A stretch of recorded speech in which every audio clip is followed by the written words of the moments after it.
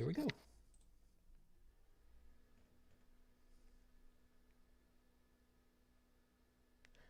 And we're live. Good evening, everyone. Welcome to Holy Crap, the Vlogcast.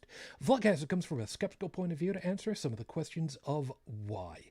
This Vlogcast started as a combination of spite and the Streisand effect because I've got cola, actually, tonight. I'm still not doing beer for a little while. I get the funny feeling that drinking beer at night has actually been contributing to, like, my not sleeping well. So, I'm trying to see if swearing off the stuff for a little while will actually clear things up. We'll see what happens. Part of this is also to follow through with the old adage that sometimes the journey is more important than the destination. I'm your main host. I'm known as Shujin Tribble. You can find me online pretty much everywhere under that name. That's Shujin. Couple of things to do for you. First off, introducing who we've got at the moment. From the right-hand coast, Unrenewed Tech, good morning. Oh god, I'm not used to being introduced this early. I don't have my lines. Where's my script? Ah! Just kidding. I've had caffeine, can you tell? In fact, this is definitely contributing to my not sleeping right now because I have a big cup of caffeine and I've blended into it a triple chocolate hot chocolate blend and creamed it up a little bit with some milk, and oh, this is good. Nothing wrong with that. Nothing wrong with that at all. So it might be a little hyper at the beginning, but I'm also exhausted, so it'll burn off in due course. Fair enough. Yeah, it will. And over the water, Paris, France. Joseph, good morning. Good morning. And this is a little something I got to remember. We have now crossed over into December, which means I literally have to change hats. I now get to wear, proudly, my traditional Santa pimp hat. Isn't it gorgeous? I love this thing. Every year. I've been wearing this thing for many years, and every year I end up having somebody, sooner or later, that actually looks over at me and goes, "That's a nice hat." Is that made out of felt? You know what? I don't know. No, it's not. I got the, oh my God, it's been so long since I got this. Because it looks like it might be felt or corduroy from this viewpoint. Yeah, it is kind of like that felty stuff, but it's kind of a fake stuff. I got this from like a party supply city, I think, or something like that, years ago. And this thing has survived very nicely over all this time. So I did something similar. That's how I wound up with my St. Patrick's Day bowler hat. That's good. It's good. So cheers, L'chaim, to hats. Absolutely. I just brought out my winter uniform, my fedora. Wait, so you just walk around in a fedora and no clothes? You must be freezing. Well, it's a fedora, not a trilby. There's more material in it. It's a really big fedora, and I had to cut eye holes. The police might have words with you otherwise. Charles Nelson Riley in Lidsville. That's what I got going through my head right now. Tech, what did we talk about before we went to air? I'm sorry, I forgot to mute. Lower. Lower. I'm a big Charles Nelson Riley fan. So can't imagine why. Pictured, yeah. I'm sorry. I'm sorry. So, hi, everybody. Of course, if you're with us live, which, you really should be once in a while, be really nice. Because, I mean, what the hell else are you going to do when it's, stupid dark out? You might want to think about that. You can join us live and on the live chat, which Felis is very alone right now. I don't know what's going on right now tonight. And, funny enough, it's kind of weird that it's just the three of us for a change. So, you know what? It's not just me that's on tonight. So that's a good sign right there. I mean, Felis is lonely. We can always send some catnip and kitty treats. No, we can't. Digital ones? No, we can't. If we haven't been able to push Hammer over IP, we can't do catnip over IP either. I don't need a hammer. Yes, you do. Yes, you do. I just need a tire iron. I'm from New York. I just need a tire iron. Dude, tire iron over IP is right behind hammer over IP. You know how it is. Whatever. Anyway, so hi everybody. Yeah, like I said, just cola for a change. I normally don't get or drink cola. I'm usually very much a coffee guy. So you know, is what it is. Whatever. You know, speaking of the holidays and interesting stuff being available now, I actually bit the bullet and I tried one for the first time. What's that? Canada Dry Cranberry soda. Okay. Now, I kind of like ginger ale from time to time. I really have to be in the mood. But this stuff was really tasty. They didn't overdo the cranberry flavor. It wasn't overtly sweet, you know, like like if you got a Sprite that has cranberry in it, it's or 7 Up, this is liquid sugar, you know. So the ginger ale still has its base flavor and it's balanced. Cool enough. Barry and I don't get along for anything, so you know, whatever it is. And Hey, looking, Stephanie. yeah, Stephanie made it. Good morning. You're late. Don't worry, I Whatever. forgot my line, so you didn't miss much. It's your script is already written. Don't worry about it. Anyway, so we need to get things rolling over here because we got things to do. I'm gonna warn you ahead of time. I am not expecting this to be quote unquote a blue episode, but I'm entirely certain we're gonna have a couple of blue moments. Absolutely, we're gonna have a couple of blue moments because I mean, politically speaking? no, I mean just lewd and vulgar and Oh, yes, yes, I mean, yes. we're For gonna obvious be reasons, yes. yeah we're gonna be basically roasting Heretic Woman to a certain degree. Oh, absolutely. We're gonna have a couple of moments. So keep that in mind. So no, this is not going to be a Power 10 type thing, which we've been really bad about that kind of. But you know, it's just fair warning. So anyway, I will go ahead. I'll do the. I'll get our 5-minute freestyle in. I'm going to tell the guys that you should really take a look through the horrible scopes because we need a little bit of making sure that we know that what we're doing by the time we get to the end of it all. So while you guys are doing that, let me go ahead and get you rolling over here with the 5-minute freestyle, which that starts right now. Conservative. Now, this is not a term that normally would be coming out of my head in a way that would actually include the line, in seriousness, not ironically, I wish I could be. And I'm actually serious about this. Now, what I mean by this is I really wish that I could be a United States conservative. One of the tenets of the conservatives that I can agree with to a certain degree, just wait for it, is the idea of smaller government. I get that. I absolutely get that. And I would be absolutely on board for that. I would very much like to scale back a lot of things that my government does, because that would scale back the amount of cost that would be involved. I would very much like to start off with, well, I mean, talked about it before, very easily, the military. The idea of having military bases all over the goddamned planet for one country, you know what? That's really not that necessary, personally speaking. But you know what? It's not my call. All right, whatever. But there's a problem. You see, because fiscal conservatism in the United States, the idea of scaling back how much government there is, doesn't start with cutting at the top, which would be the smartest thing to do. I mean, if you cut half of something that costs 25% of your budget versus cut half of something that is 50% of your budget, well, I mean, statistics don't lie. You cut half of the bigger thing, you got a bigger reduction.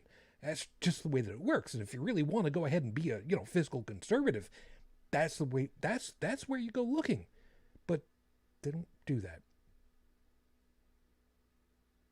So, why would I want to be a conservative?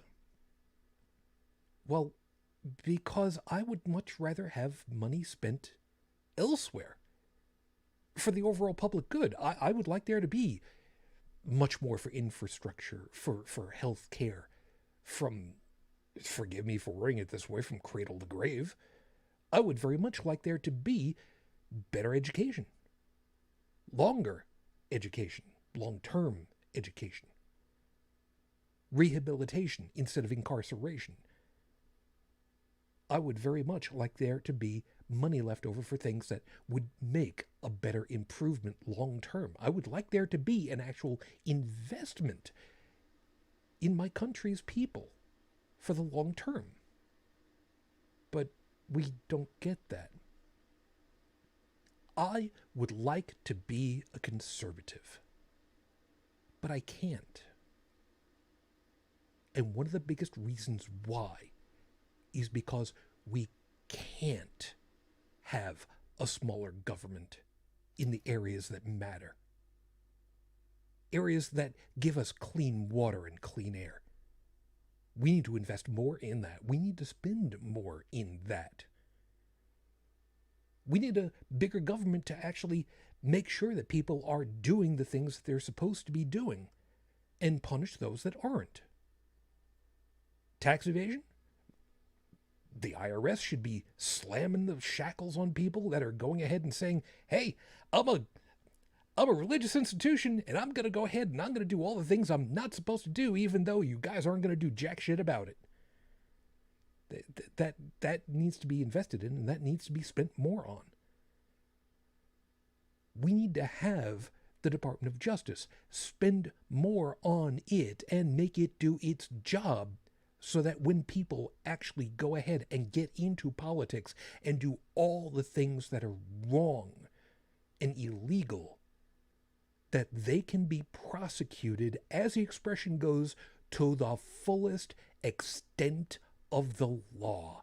I would like to be a conservative, but those who have been conservatives have proven time and again they themselves can't be the conservatives that they've said that they're supposed to be. So as far as I'm concerned, fuck them.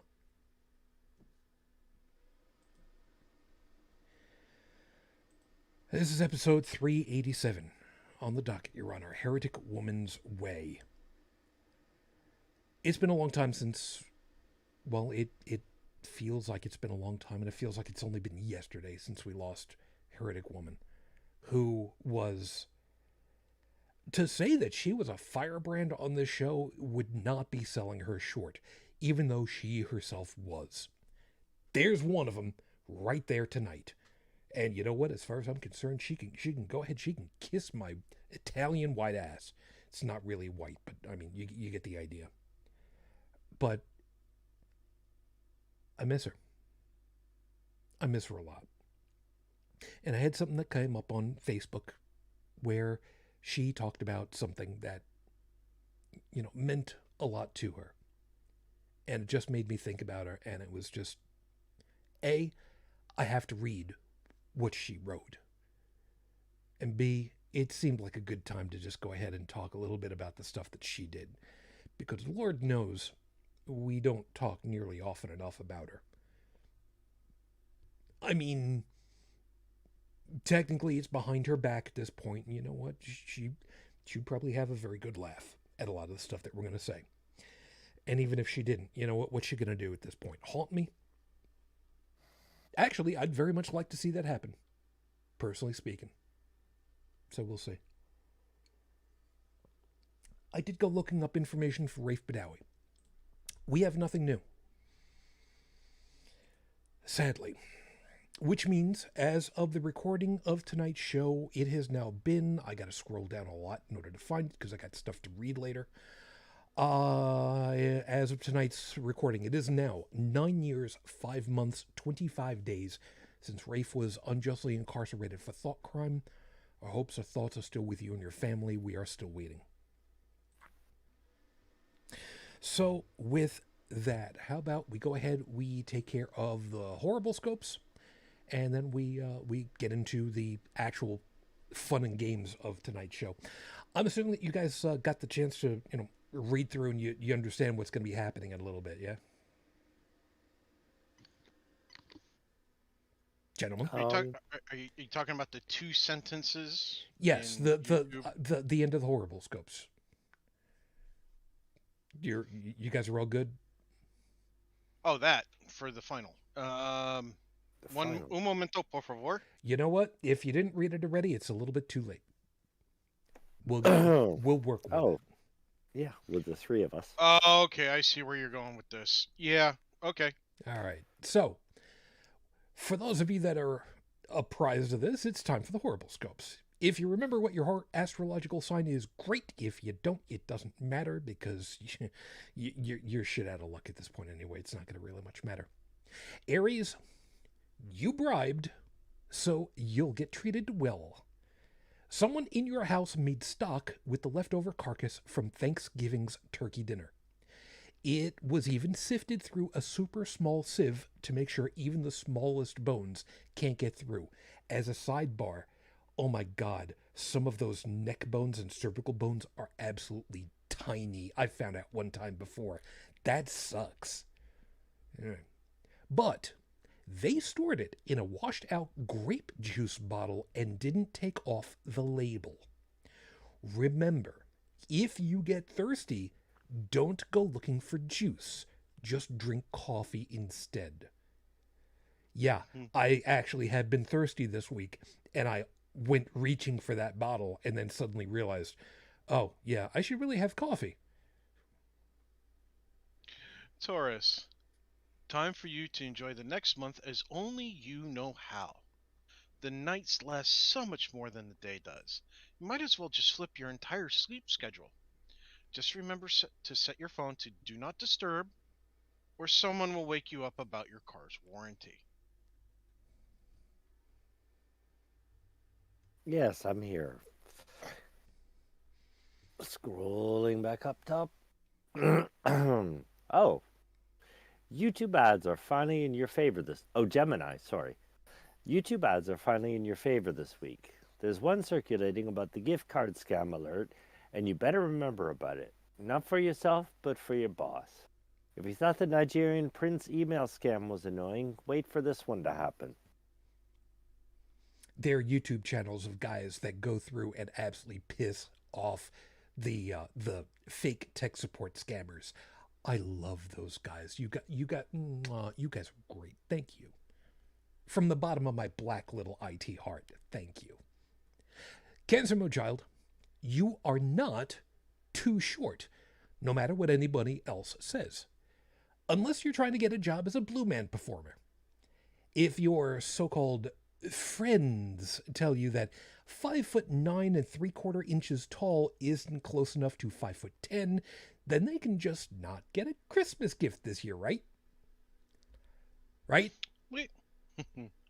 Leo, if you're planning on running for elected office, you better start rewatching Schoolhouse Rock so that you can remember what the three branches of the government are and what they do.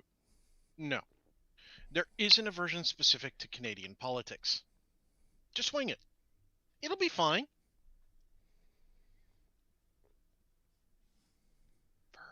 Yep.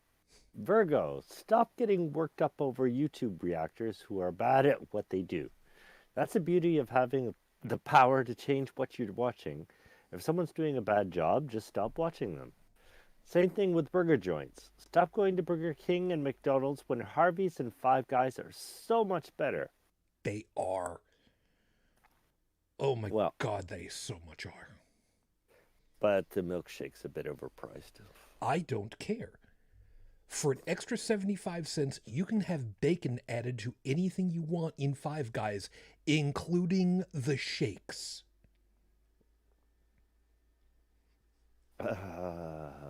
Yeah, vanilla milkshake with bacon.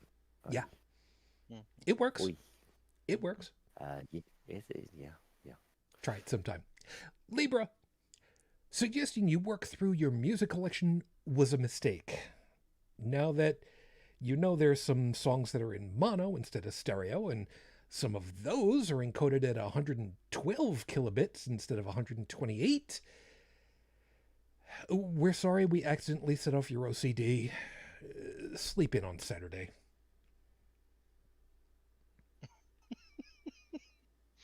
Scorpio, you didn't bribe us, but we feel need to give you a freebie.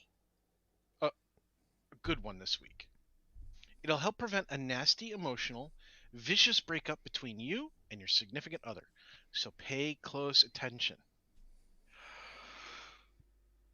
Do not put cast iron pans in the dishwasher ever again.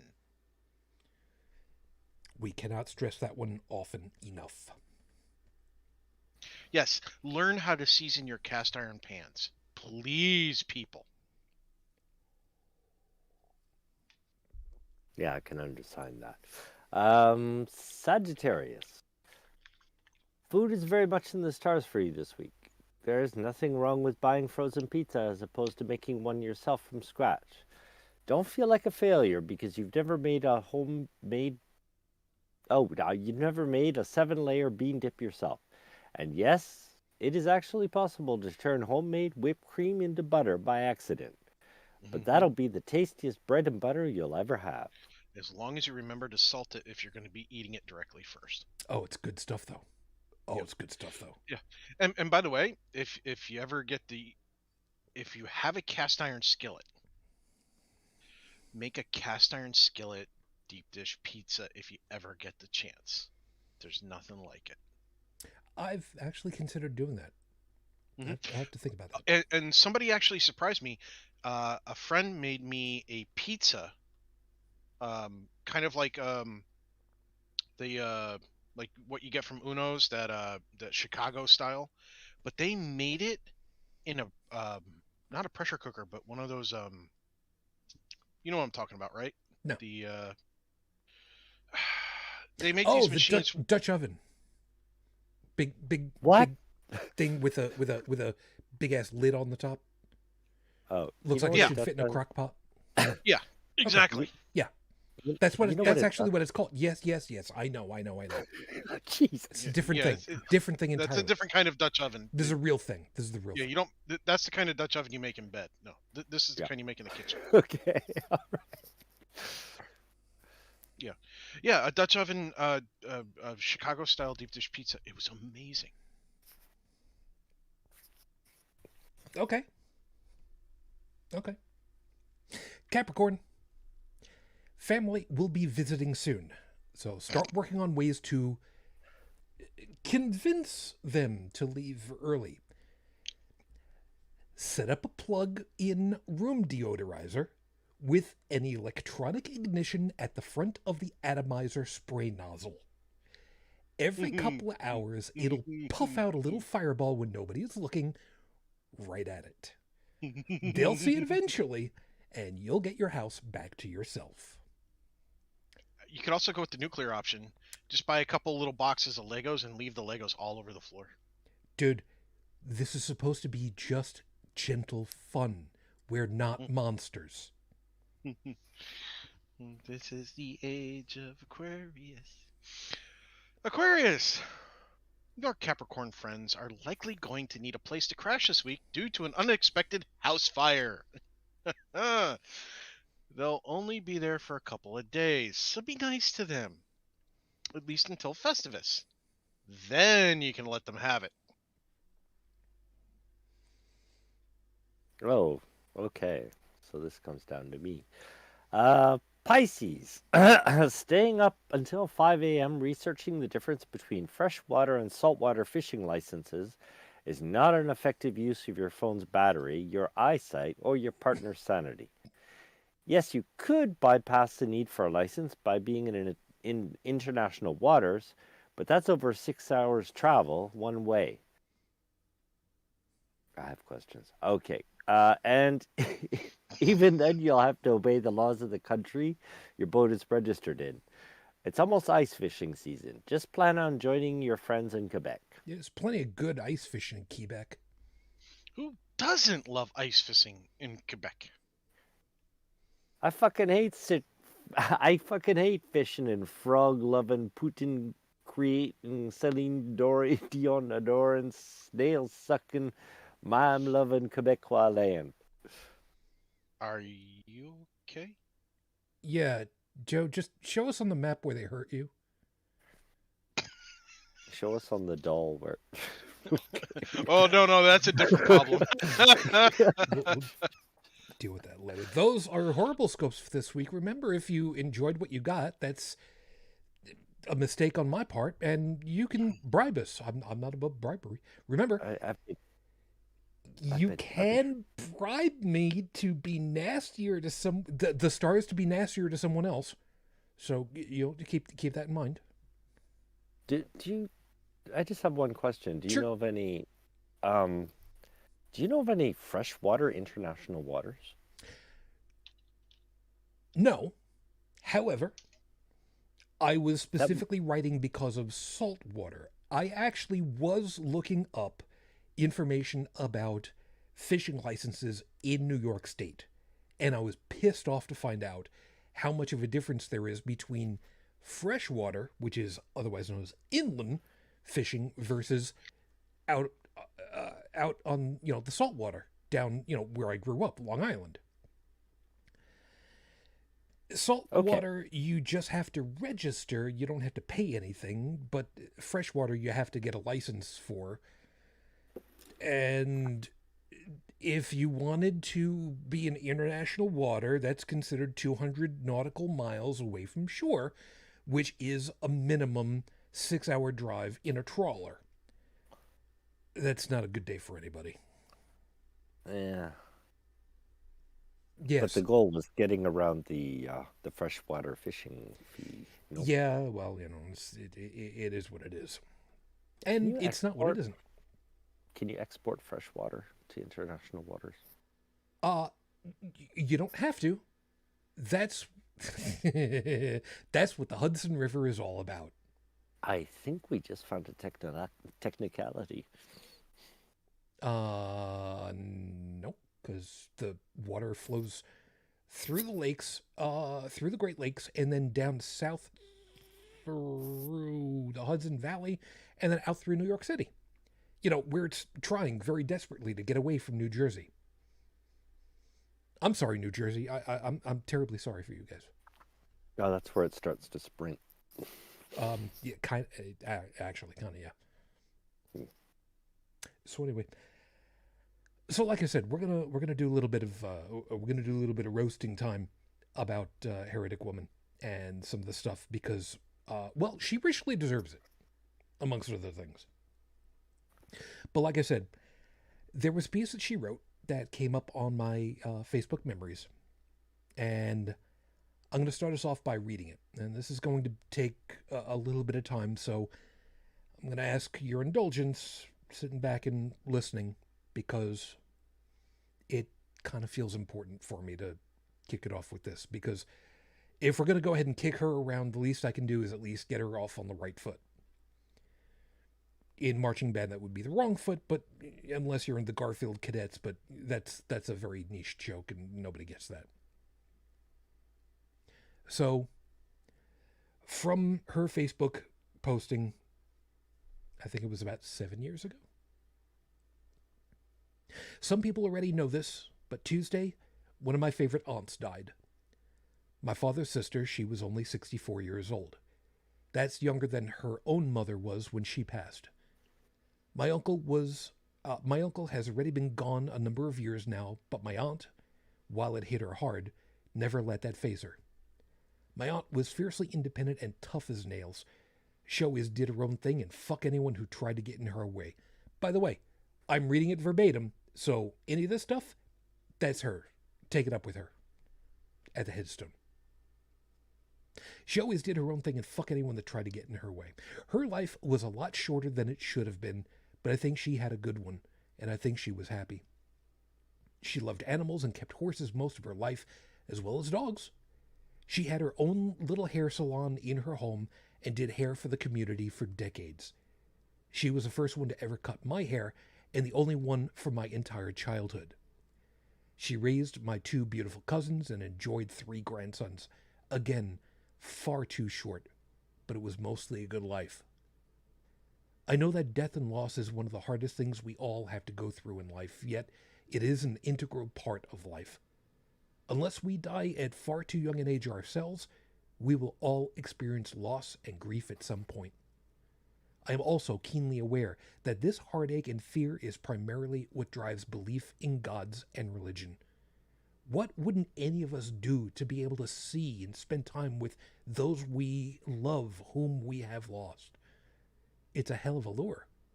The idea that we can divest ourselves of some of that pain and anguish with the knowledge that our beloved one has just moved on and we can eventually go with them, it's a beautiful sentiment.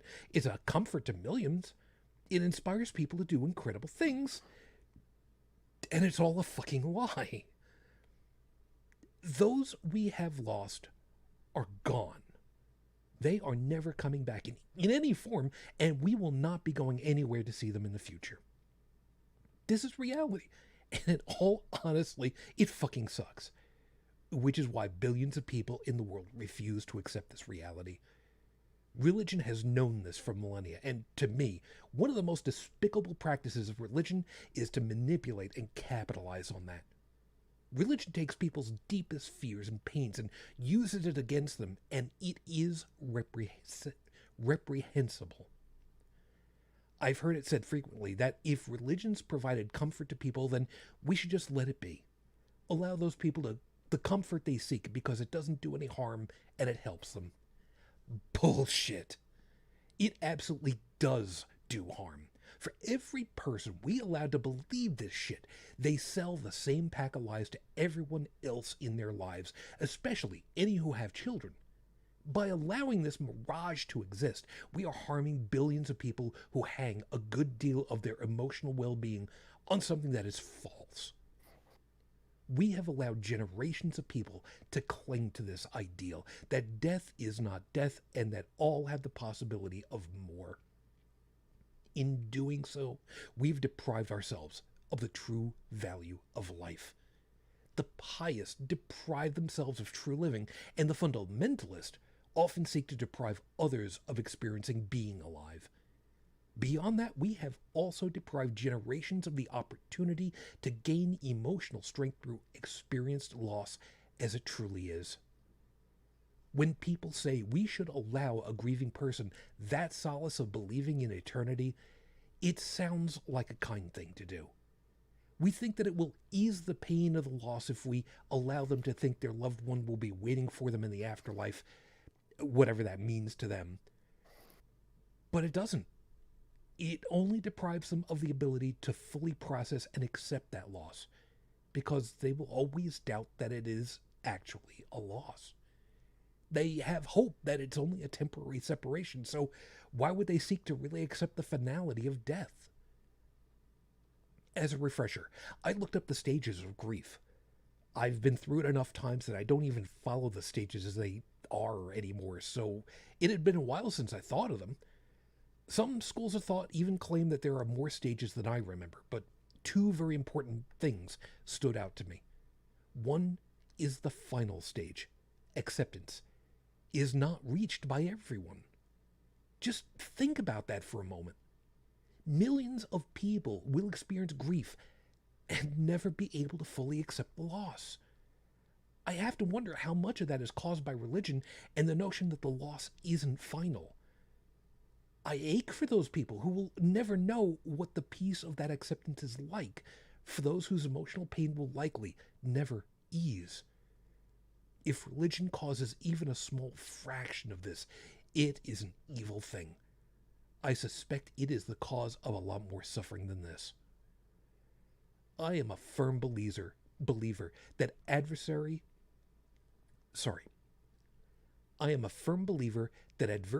breeds strength. I've lived it enough to be sure of the concept. Since last night, I've had a couple of good friends tell me that I'm a strong person. I don't mean to toot my proverbial horn, but I believe them. I know it. I always tell them that I had no choice in the matter, that it was adapt, cope, or die. This speaks to the other things that really stood out for me when I was researching grief today. In that piece, it said, as the shock wears off, it is replaced with the suffering of unbelievable pain. Although excruciating and almost unbearable, it is important that you experience the pain fully and not hide it, avoid it, or escape from it with alcohol or drugs. This is how I manage, how I get through every shitty situation that life has thrown at me and come out ready to take more. I have to look that pain in the face and go through it. Let it wash over me like a tsunami until I am left there standing. And you know what? I'm always left standing after it passes. I cannot fear to feel these things, or it will consume from the inside out. It will fester like a cancer, an infection that will slowly eat you alive. That's why I call the experience lancing the abscess. It isn't pleasant. It's downright agonizing at times. It can be very messy, but it has to happen for me to remain healthy and strong. I suspect this is the same for a great many people. Yet, what does religion do? Clergy will give you platitudes meant to soothe your pain and encourage you not to feel bad because God will fix everything. I have been far too many funerals that I've seen this shit time and time again.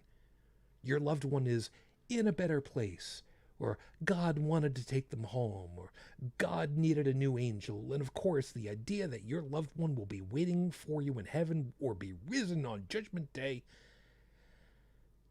Clergy assumes this is true and does whatever they can to get the beloved to believe it too. The intent might be good, but in the end the bereaved would be much better served by learning how to process that raw emotion instead of pretending they don't have a reason to feel that way. Grief is not a standard issue item. Grief is a mixture of emotions that evolve over time from when the loss occurs. Just like love, which I talked about previously, there is no fucking way billions of people experience grief the same way. I get so pissed when I hear people talk about how someone isn't reacting normally to a death, or that they grieving too long or not long enough. Hell, people have been suspected of, and I might say even convicted of murder based on how they grieved the loss of the victim. Sorry, but there is no right fucking way to mourn the loss of someone. As I mentioned, I have lost a lot of people in my life, and I have even experienced grief differently over the years. I don't follow the known stages of grief, and I'm not sure that I ever have. I see nothing wrong with that. Different people mean different things to me, regardless of DNA or affection or love, and I'm an individual, not some kind of carbon copy person. I've mourned people very profoundly, like my father. I've mourned people more for the loss they created in the lives of others around them, like my brother. I've been relieved that the suffering of some people was relieved by their death, like my maternal grandmother. I've been dismayed and shocked by loss, like my college friend who lost his battle with mental illness. And yes, I have rejoiced in the death of someone, the grandfather who molested me. How anyone grieves a loss is their own damned business, and no one should be trying to tell them they're doing it wrong. And religion shouldn't be trying to tell people their grief should be muted or held in. We have to let it out, or we risk being consumed by it. No one in my father's family was ever religious. I never had cause to discuss it with them, any of them, but judging by their actions, I would say they were likely a mixture of deists, apatheists, agnostics, and maybe even the odd atheist. Whatever their beliefs, church was only something you did when someone got married or died. Except this time, there will be no church. Yet it is often the custom to have a clergyman at the funeral and say some kind of religious shit like I mentioned above. My beautiful cousins are apparently smarter than that. There will be no funeral, no clergy, no religious shit whatsoever. We will gather together as a family and remember my aunt, talk about good times with her, and be happy we knew her. That is how it should be. Find joy in each other, celebrate the life gone and the lives that are still here. Fuck the sky fairies and their false promise.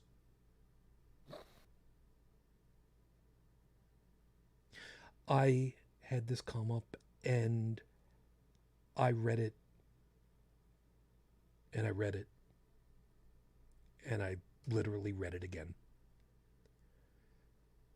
Because reading it now, realizing at this point that in a way this is kind of her epitaph to us, all I could think to myself was, we'd never be able to afford a headstone to write all that on. God damn it, she was too damned wordy. But you know what? I get it. I absolutely get it. And it's really, really tough to... It's really tough to kick somebody's puppy. Which is exactly what this is all about. But the problem, as I'm sure that she would agree, is that the puppy isn't even there.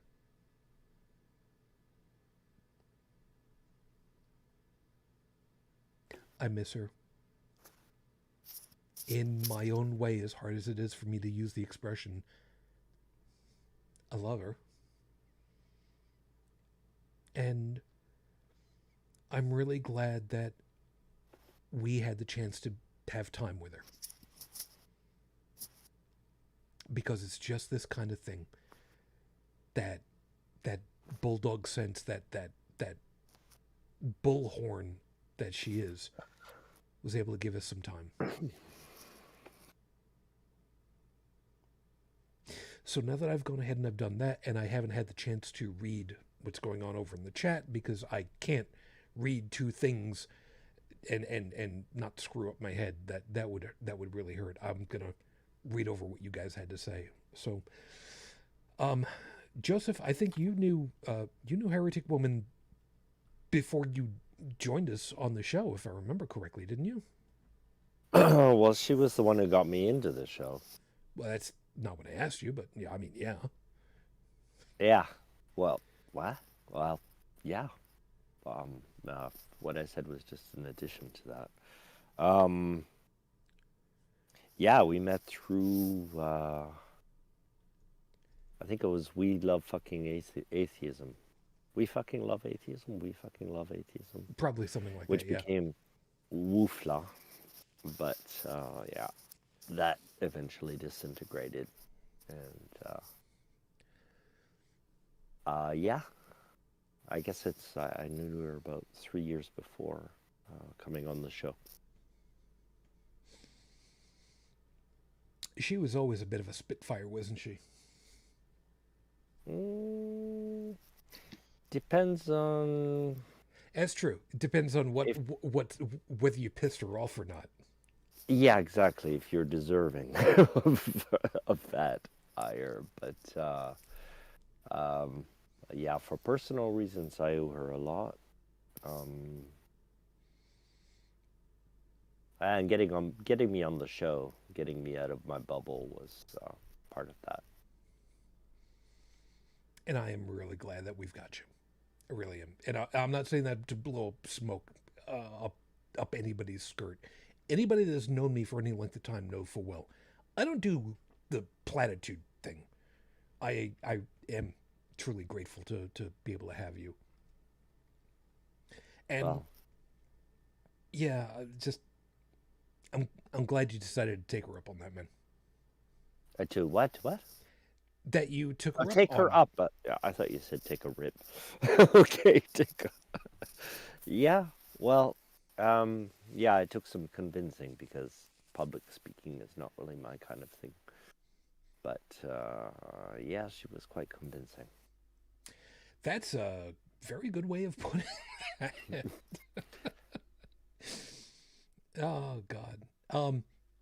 And before I get over to tech, Stephanie has put something over there. And yeah, I did see the chat a couple of things that popped over in there while I was reading.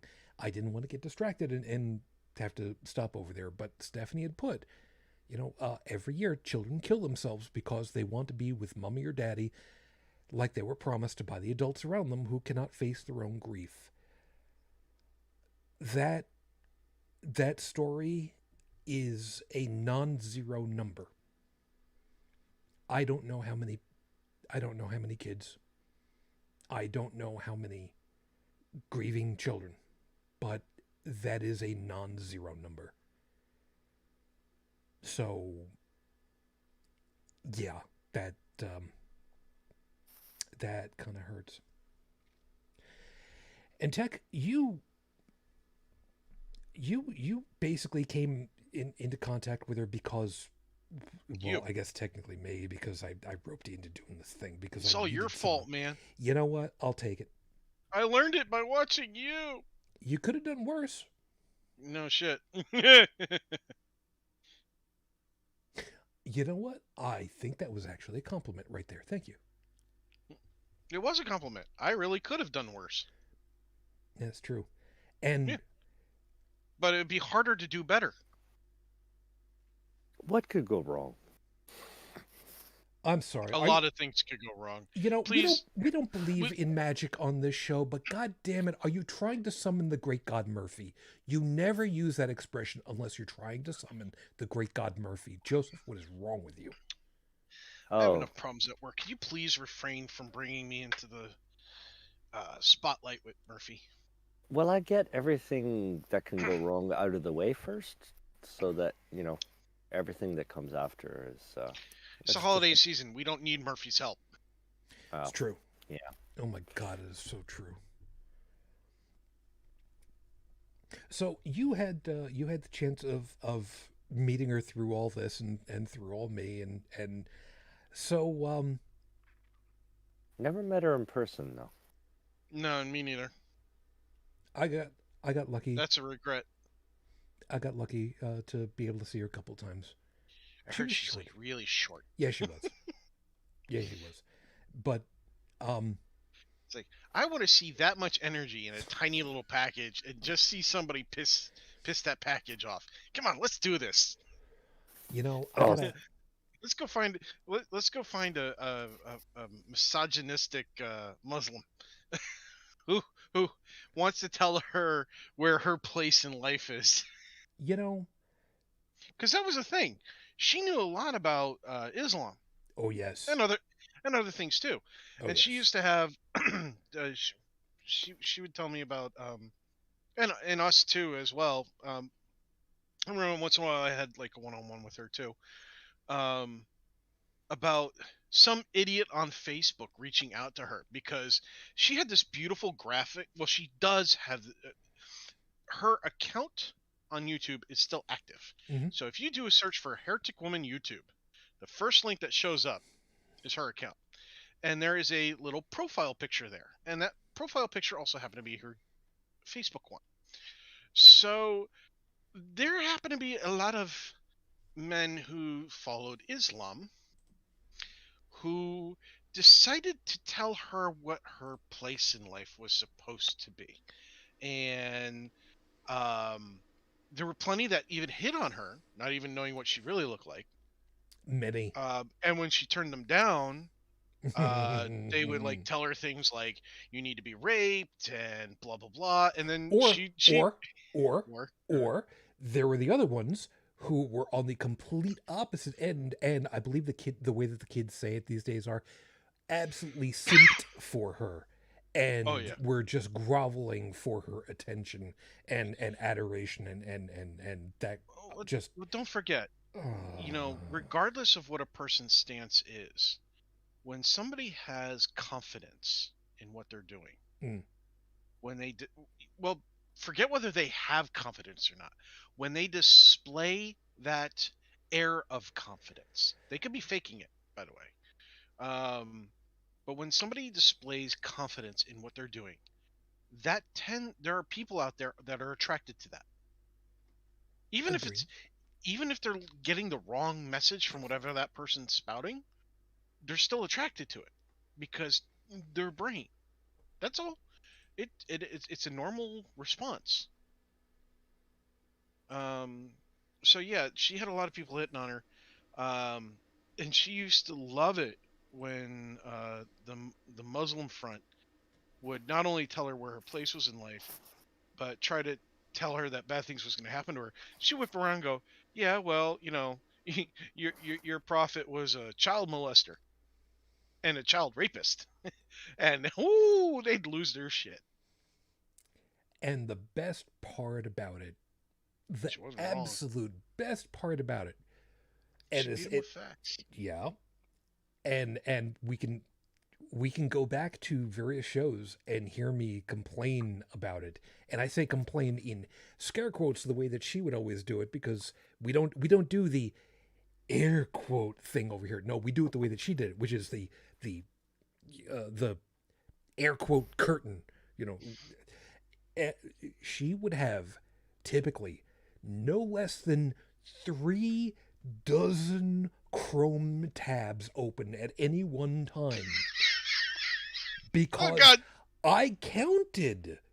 I counted many a time whenever we would see her desktop. Yeah, when I she screen share. counted. Yeah, that was And hilarious. and that was only one browser program, because she had three, I believe, possibly four, and most of them had the information that she needed for when these people would go ahead and use their religious bullshittery on her. Yes, I'm going to use that term. And she would go, "Oh, really, motherfucker? Well, let me quote you chapter and verse. Copy, paste. Boom. You're wrong. Try again." Yeah, it's because of her that I have a digital copy of the Atheist Bible on my phone. For those who aren't in the know, the Atheist Bible is basically just a copy of the Bible that's been annotated. So it has a secondary index saying, okay, um, if people say that there are no contradictions in the Bible, here's a list of all the contradictions in the Bible and where to find where it says one thing in one section and then it contradicts it in the next section. You where to find declarations of war and things like that. Things that people don't. Un- when I was in high school, Hmm. I was part of a group called Young Life, which is a group that targets children, young adults, and tries to bring them into the Christian front.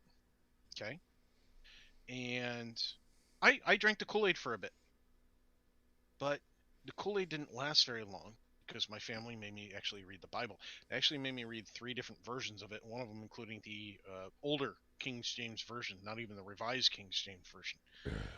One of them was the old Family Bible. I didn't even realize until that day that we had a Family Bible. That thing was huge. Really?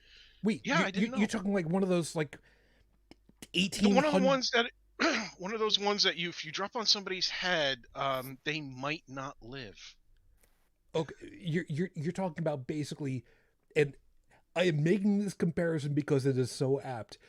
Basically, you're talking about one of these wizard's spell book that's like a meter wide on every side.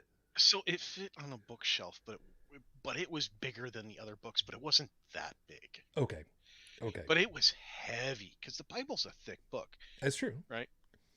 Assume for the moment that the Bible is just, treat it as a work of fiction filled with stories and things like that. It is a big ass novel. Okay, Okay. okay, that's Yeah. fair. So, um, so, um, when I actually read it, I realized that the material that was given to me by Young Life was piecemeal. It was incomplete. It wasn't what it wasn't the whole story. Well, And so, they cut oh out yeah, the yeah, cherry picking. well, they cut out the quote unquote bad bits. Well, But yeah, what they remember that cherry picked they cherry picked the nice stuff. They put it into their own book, okay, which is a guide for people who become part of Young Life. And they even have a second book for people who make it to the campaigner section. And I actually made it to campaigners. I mean, I drank the Kool-Aid. I truly believed when I got done after a year with them, I truly believe that there was a Jesus Christ who cared about me and loved me, but if I didn't convert my mom away from Judaism to Christianity, uh, when I got to heaven, she was going to be burning in hell. Yeah, but that's how they get you in, because Right. they wean you on the quote Right. unquote soft stuff. And I So mean, you're not going to hear anything about hell or damnation until you're already hooked. so my second year in Young Life, my eyes were a little more uncovered. I mean, I was still drinking some of the Kool-Aid. I still believed some of the things. But now I realized that we were just getting the happy part. We needed the rest of it. And I thought, well, maybe, and I am going somewhere with this, I promise. I thought, well, maybe it's because we're young adults and they want to ease us into it, not traumatize us, because some of the shit I read was ghastly. Um, and for reference, I read and watch horror movies and horror genre books and science fiction. So when I say ghastly, I mean ghastly. Um, and the more I did the campaigners, I realized no, they weren't preparing us for any of it. They were just trying to convert as many people as possible. So towards the second half of the year, my time in campaigners, I started teaching my fellow young lifers about the other stuff in the Bible. I stopped carrying around the campaigners book and the young life book. I started carrying around an actual copy of the Bible. And well, I was eventually invited to never return. Now, the reason why I go into this is because, again, this boils back to the atheist Bible. There is so many contradictions, there are so many problems in the Bible that if you try to do it yourself by memory, you will fail. And as we've seen in past episodes, I get things confused because my memory doesn't work very well. Okay? Math, good at math. Science, pretty good at that. Video games, not bad. People's names, memory, history, I'm terrible. So, what happened was is basically people got together and they said, okay, we need to index this Bible according to all this crap. And now I have at my disposal my reference cards. Basically, what Heretic Woman was doing with her web browser, except I have it as a single application on my phone. That's how far we've come. And knowing Heretic Woman, if she were here today, she'd still have all the browser windows open with all the tabs. She might even be using Opera GX, because you can actually use that to limit the browser of how many resources it's stealing while still managing to do stuff, and tie it into everything else like YouTube, social media, and all that, and have the atheist Bible, annotated Bible, on her phone as well. Because that's just how she was. The more information that she had at her disposal, it was like, it's like the military. The Yeah. army has guns. Well, what happens when you give the army more guns? They use them. And She yes, had she. lots of digital guns. Oh yeah. Oh Yeah. yeah. And Joseph, you know full well, it wasn't just the Christian Bible that she had stuff open for. You remember how many times she went ahead and she was just like, okay, let's talk about the Quran now. And she just suddenly chapter, verse, and read it Oh down. God. You remember those Yeah, nights? yeah. She would open new windows only when there was no room for more tabs. Yeah, yeah. Yeah, just, oh God. And the thing was, is in the beginning, I didn't even know she was doing this. In the beginning, I was like, wow, she's pulling all this stuff out of memory. She's amazing. And, We and, need more women like her. And now, and then later on, when I realized what she was doing, my thought process was, okay, she's still amazing. yep. And I'll tell you all exactly why. It wasn't because she remembered all these different things, chapter and verse, and could recite them for you. it wasn't because she had them all up on her browser windows. It was that she was amazing and incredible because she knew which goddamned browser window and which tab had the information that she was looking for at the click of a finger every goddamned night. Yeah, she was organized. She was organized in a way I wish I could be. You know, And yet she still had a sense of humor. I'm not saying organized people don't have a sense of humor, but she was one of the most organized people I've met in terms of like her data and everything else that had a wicked streak sense of humor. oh yes. Yeah. Because most of my personal experience of most of the people I've met that are wicked organized, their humor tended to be more subtle. Not hers. No. She was not above a fart joke. And she was not above a joke that you needed more than a 5th grade education to understand either. That's right. And now I'm specifically looking for one of her absolute favorite, and I mean favorite ones, to haul out whenever people would go ahead and talk about how wonderful the Bible was. And for anybody who follows Christianity and the Bible, I'm sorry, but there's pornography in there, whether you like it or not. And there's What, in the Bible? Oh, I'm looking for one very specific line as soon as I can find it, because I keep forgetting which one it is. Ezekiel 12. Oh, geez, 12:22. I forget. Was it 12? Are you talking about the masturbation line? No. Yeah. No. Yeah. Don't lead the bit. Don't lead the bit. Funny, I should put it that way. That depends who's wearing the saddle. Shh. Don't do that. Lead the bit, saddle. Haha. Mhm. Knee slapper. It's not the native. Where the hell is the damn thing? Oh, I'll find it. Pretty sure it's 12:22. There it is. 23:20. 23:20. Sorry. Found it. From reading from the book of Ezekiel 23:20, and I quote from the new international version. There she lusted after her lovers, whose genitals were like those of donkeys, and whose emissions was like that of horses. Fire hose in today's standards. For those of you that are keeping score, no, this has nothing to do with furries. Screw y'all. But she loved to haul that one out every goddamn chance that she could, and it never got old. It just never got old, because the absolute repulsion of people clutching their pearl necklaces and just, no, that's not right, you're making that, oh crap. She was the one I learned that line from in particular. I never knew about this line. Oh, wow.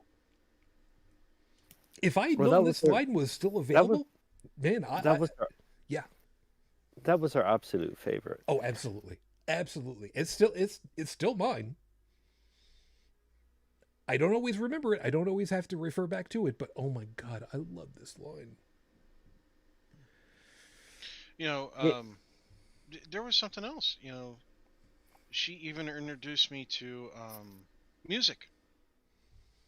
There's a guy named Leo who's over in Norway. He has a recording studio he calls Frog Leap Studios. Leo people Morishelli nowadays might know who he is. Yeah, yep. Exactly. Because he has gained such popularity.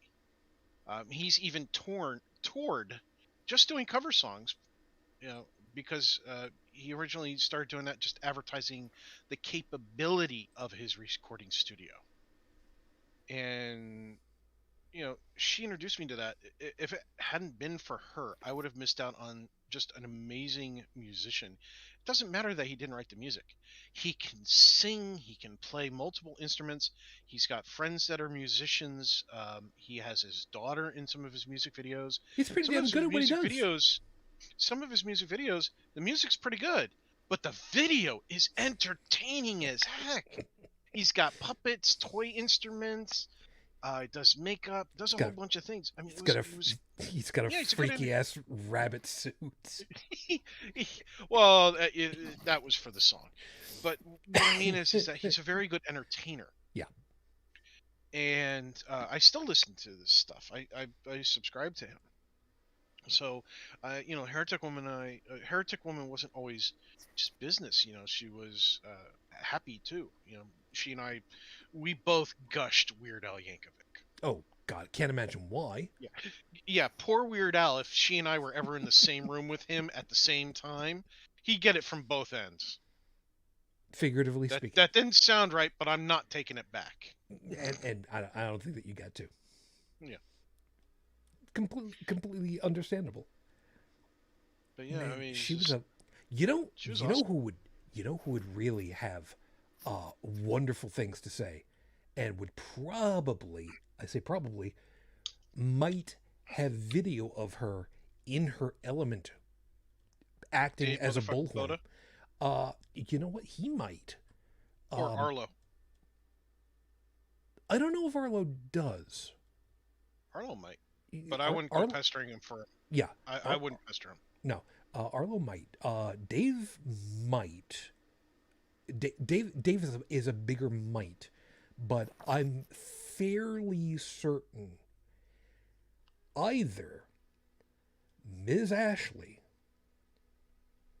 or Susie have video of her.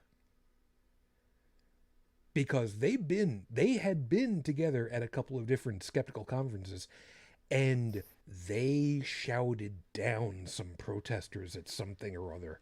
And Lord help you, if she found her sights trained on you, because sure as shit, she wasn't going to help you. Yeah, I'm trying to wait a minute. I'm trying to remember. Did she get her driver's license with her? I think she did. I think that she had the little headband, hairband with the miniature colander on it for her driver's license. I don't remember. I think she was able to get away with that. I think. Minimally, I'm like 100% sure that she would have tried to do it. Did Beth ever go with Heretic Woman anyplace? Probably. Because I know they did Beyond the Trailer Park together. Yeah. Beth might have video. I do not know. It'd be fun to find out. Mm-hmm. It'd be fun to find out. She got, without saying it without disrespect, Heretic Woman got around. Yeah, and there's nothing wrong with it. And she'd probably make a crass joke about it too. She was the crass joke when all is said and done about it. Who are we kidding? Yeah, her water bottle made some rounds too, didn't it? If memory serves, Bridget's got at least one of them. Mm. I'm pretty sure she threatened to show it on camera one time, so, I don't particularly need or want one. Thank you very much. Appreciate that. For anybody that's wondering about those, they were uniquely shaped. Yes, she had a... three. She had three. She had several, but she had a water bottle. The pink one was the famous one. Mm-hmm. That was in the shape of a male phallus. They all were. Yes. She had three of them, all in different colors. I'm just talking about the pink one. Yeah. Yeah. And She used to drink a lot of water out of it. Because, you need to hydrate. And she would do it And on camera every plants once love in a while. plants love crave electrolytes. Not. No. No. I'm not. I know I'm not going. we're so No, close it's to becoming like that. yeah. That's what. You know what, You know what? I wonder what she would be like now. She'd be on After fire. She'd after be the on last. fire with Yeah. Trump. Yeah. Yeah. She would have been absolute. Global warming would have seen nothing on her. Anger from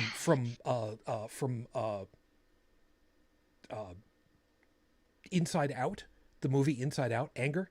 Who the hell did That it? guy. That no.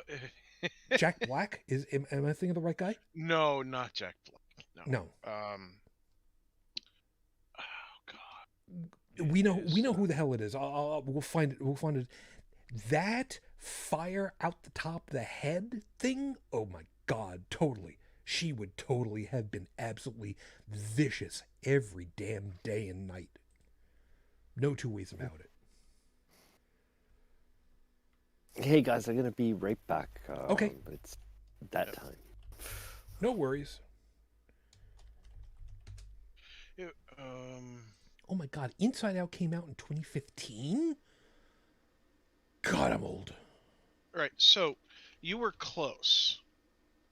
Lewis Black. There it is. Yes, Lewis Black. Excuse me. And Lewis Black is awesome. Honestly, if we ever create artificial intelligence, but we have to map it after somebody's personality, I hope we map it after Lewis Black. It's like, if I have to get destroyed by the singularity, it better have the personality of Lewis Black, because at least I'll go in style. Yeah, there is that. Stephanie's pointed out she had a whole collection of those water bottles in all the colors they did. I only remember 3 in particular. I don't know if that was all that they had. I don't know if that was all that she had. I just specifically remember that there were 3.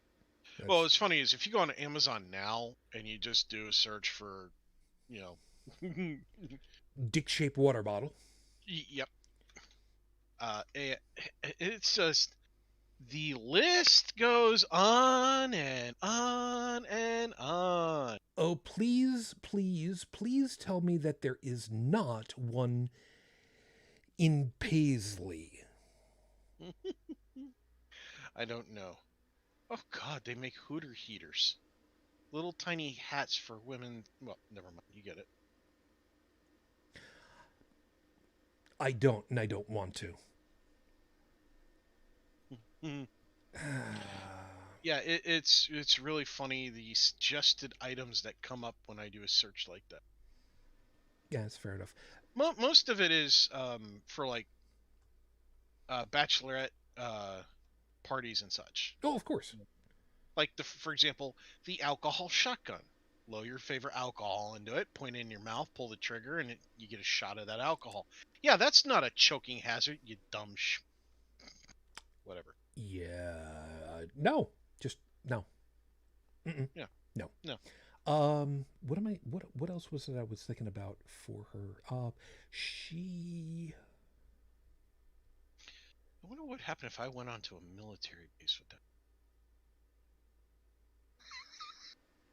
I don't know. I don't know either, but I'm half tempted to get one now. There's a line from Babylon 5. He is behind me. No. You are in front of me. No. I'm sorry. I'm just thinking of it. I know it's not the right line, but that was going through my head again. That's your fault, by the way. From that other day. There's a scene from Babylon 5 that was supposed to have been set 40 or 50 years into the future. And the talking heads on a news commentary show or extolling the anti-virtues of John Sheridan and everything that he set into motion and all the crap that they're talking about him and how Delenn was nobody had seen or heard from, so she probably doesn't exist, never existed, the whole thing. And all of a sudden, she shows up. First off, the idea that somebody could just show up in a studio, no, it doesn't work that way, but leave that aside a second. She's old, she's withered, she's walking with a big walking stick. It is effectively a wizard's staff, for lack of a better way of thinking about it. And she ends up saying in this, kind of scratchy voice, John Sheridan was a good man. And turns to walk away, and the people on the panel are just like, you came all this way just to say that? And she turns back around and she says, you came shorter and had less to say. And walked out. Heretic Woman was a good person. She was a good person. Scathing at times? Absolutely. Acerbic? You bet your ass. But she would go to the mat for any and everyone if they were in the right. And God damn you if you were on the wrong side of her. Because you would know it, and then you would find out just how wrong you were. Because if she came at you, you know full well she was ready, all boards ready to go, the match is lit, the fuse is ready, and she will throw you overboard just to watch you burn. But with love. I know, throwing somebody overboard into the water just to watch them burn, that doesn't exactly work right. I know, I'm sorry, I'm an idiot. I'm thinking of it in terms of, oil on the water, on fire, pirate ship, because, she... Where's mine? I got mine. It's never far away. It's always here. See? I got mine. What am I going to do? Yes, I have my colander. She had a little, you remember the little headband that she had with the little teeny tiny, 3-inch colander stuck onto the side of it? Mm-hmm. I loved that. That was adorable. That was creative. It was great. It was great. And, over on this side of the border, there are a number of localities where if you say that your flying spaghetti monster hat is part of your sincerely held religious beliefs and you would like to take your ID picture with it, there will be some question as to, oh, do we really have to do that? We really... Okay, I guess we have to do it. Don't smile for the camera. Click. Thanks. That was actually the biggest problem. The first few people that actually won those cases, when they got up to take their picture, they kept smiling. Yeah. And see, that's the funny part. They want to take my picture, and it's got to be non-smiling. But, when I get pulled over, the first thing I do is I smile to demonstrate that, guess what? I don't plan on being a dick. If Usually only. works. And if the officer's wrong, well, I'll take it up in court. But that guy has probably a gun, probably a taser, probably some mace, and a big stick. Not that kind. I really don't want to get beat over the head or dragged out of my car or any other thing. I'm going to do what I can. That's fair. Granted, even there are some people that, even though they do all that, it still doesn't end well for them. And I know that in that respect, I am privileged. And it's something that, it's a chat I had to have with my son. I he he's having a hard time understanding that there are kids who end up getting told that at some point in your life you're going to get pulled over by a cop and you're going to do everything right. You're not going to have done anything wrong. It won't matter, and you might be shot to death.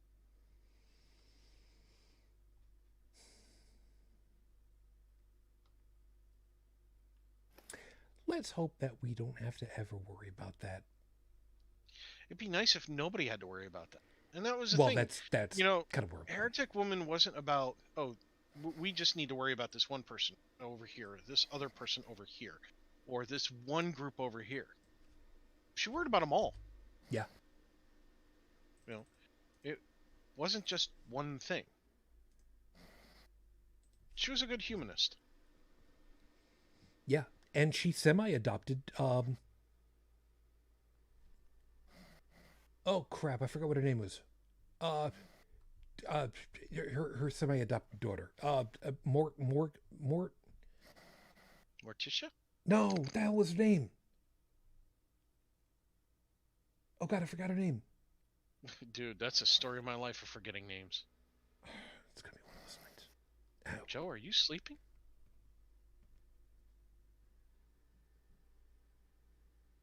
Joseph? Yes, hello? Okay. Hi. Sorry, it almost sounded like you were sleeping. I was like, no. wait a minute, that's supposed to be my job. No. No. Nope. But only when we have a guest on the show. I don't have a beard to snore into. Oh my god, I just found a coffee mug that says, ask me about my micro penis. Yes, I'm still looking through the water jug, the water bottle list. Are we talking about the kind of thing that needs to have a sign on it that says choking hazard because they only put that on little things? Oh, jeez. Yeah, that'd be funny if they put that on a cup.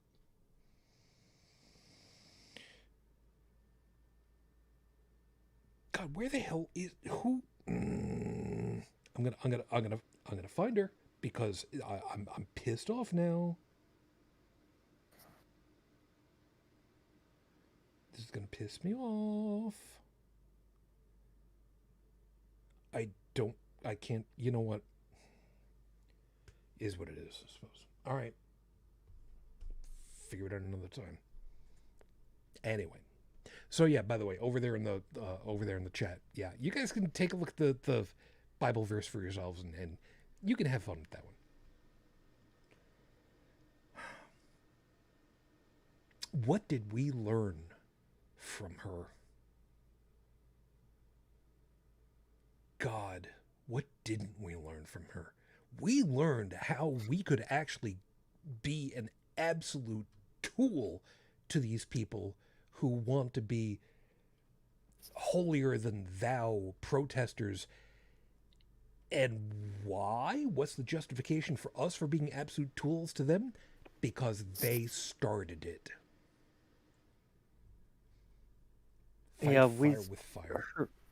Her timing was her passing was untimely because over several years we were kind of working on techniques with dealing with believers, or countering proselytization and things like that. And we were kind of a cool team because I would, I'm not really a public person, but we would come up with ideas and she wouldn't hesitate to try them. Oh, she was freaking fearless. Yeah, and I wasn't even able to see the results because she was part of groups that, I just didn't want to join up with because it was just too toxic for me. Okay. Let's just say I just, I don't have time for that. But one of the things we came up with was just adding the word concept to God. And you know, if somebody asks you, do you believe in God? You know, you would kind of answer, no, I don't believe in God concepts. And that apparently got some phenomenal results. Just taking the wind out of the sails, like from the get-go. You know, I don't remember that one in particular, but I really like that.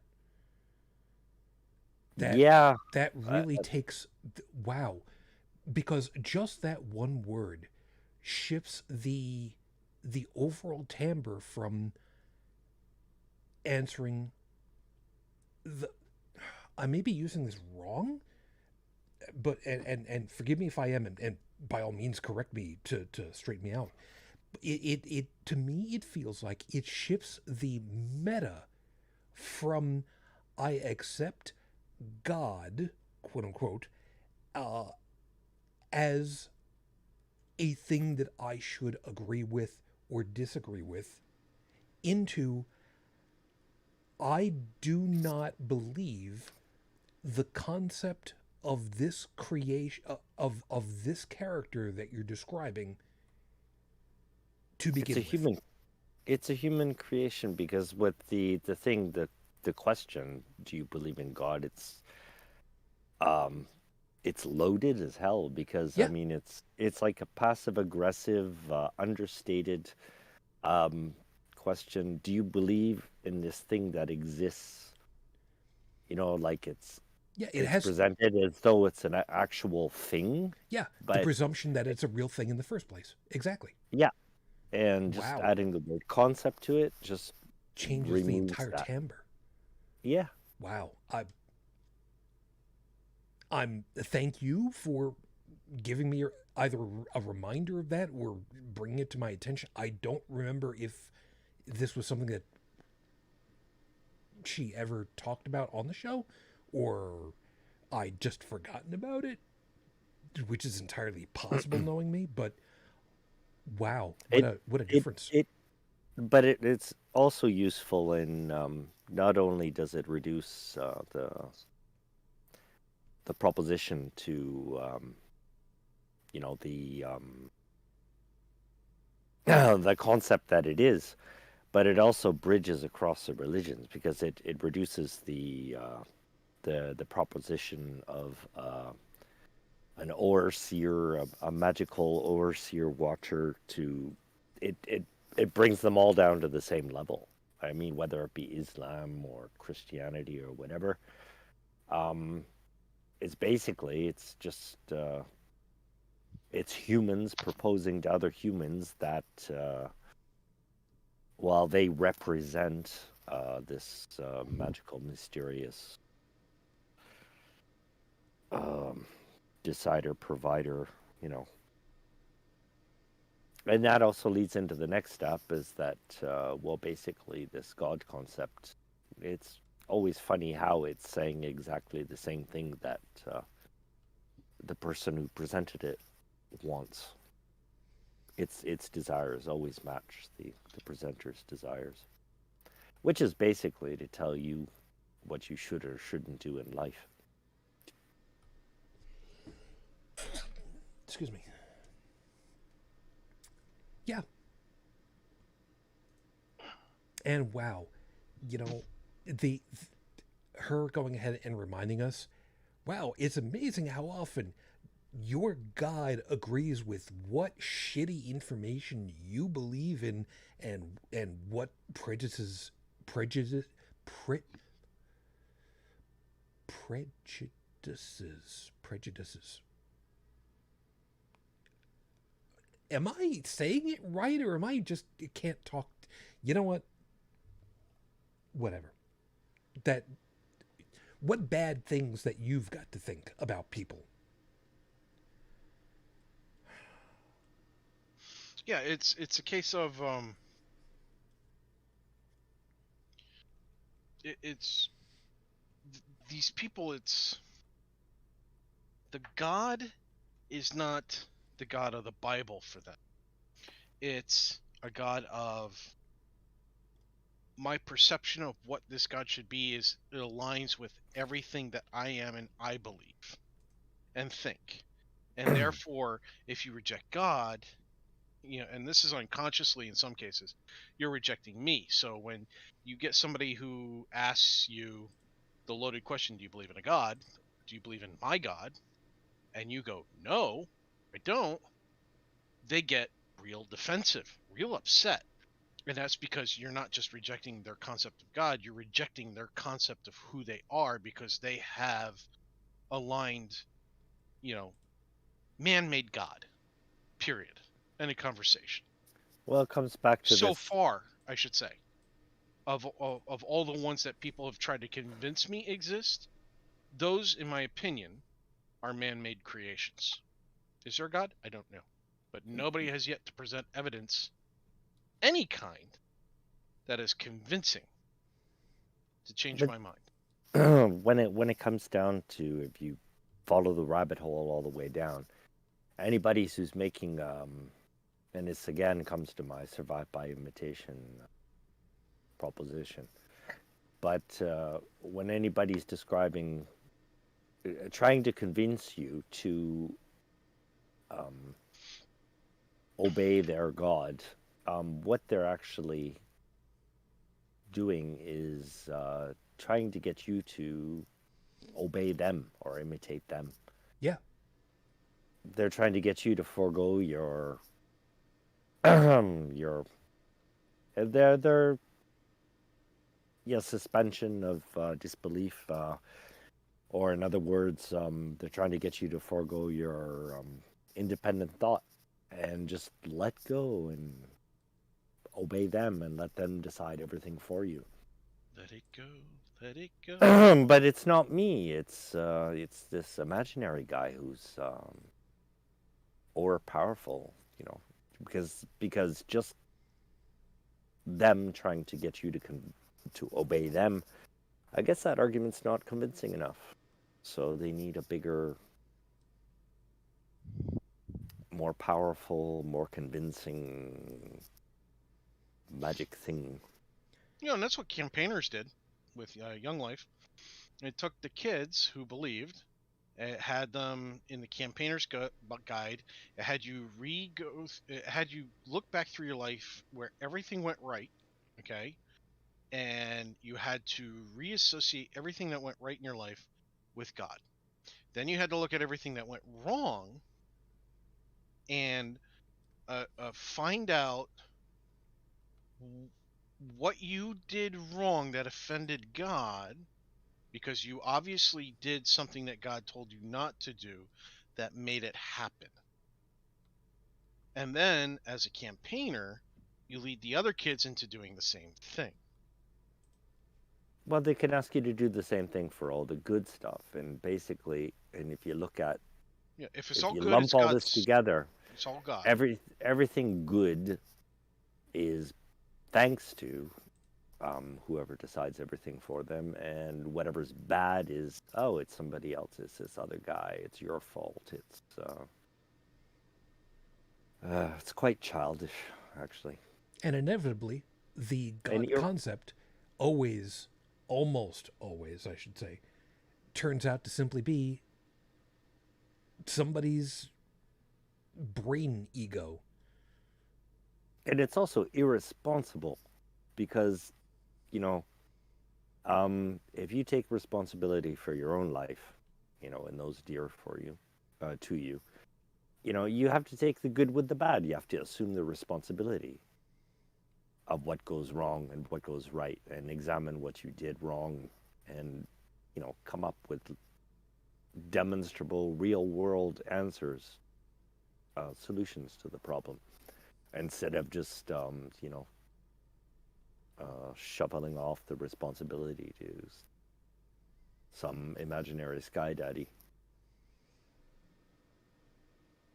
And eventually it all comes down to, what are you going to do to make things better for as many people as possible? And if it basically comes down to daydreaming, that's nice. You keep doing that, because if that's the case, you keep doing that, that'll keep your DNA out of the gene pool, and we'll just keep working over here. Thank you very much. Yeah, but they have such a majority of the population for the time being that if that were the case, in our society, where the dangers of nature are quite far away, Mm. people can survive perfectly well with no critical thought skills whatsoever or any personal responsibilities. They're brought up that if you follow rule A, B, and C, then you're going to get reward D. And that's perfectly fine, and that works. And well, if some of those people they follow that pattern, and they lose out, well, collateral damage, because the majority, there's so many of them that and those who succeed are the only ones who stick around to tell their stories, because I mean, once you get your Darwin reward, you're not around to be witness to that. The Texas sharpshooter, as they say. Yeah.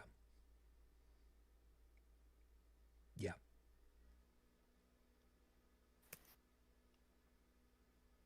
I miss her. Yep. Anybody that knew her and didn't pick fights with her, I could say would most likely miss her. For any number of reasons. Not the same as us, guaranteed. Yeah.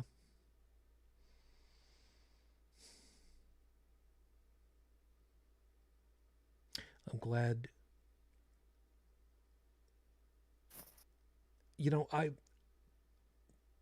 I try to remind myself, physician heal thyself. I try to remind people every once in a while that we should be very thankful that we have experienced time with people when we're sad that they are no longer going to be with us, because that means that they had value to us, and we recognize that value cannot go on any further. It means that they influenced us. And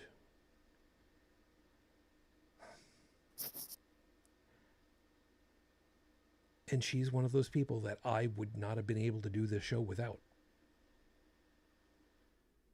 It really would not have worked out correctly otherwise. It just would not have.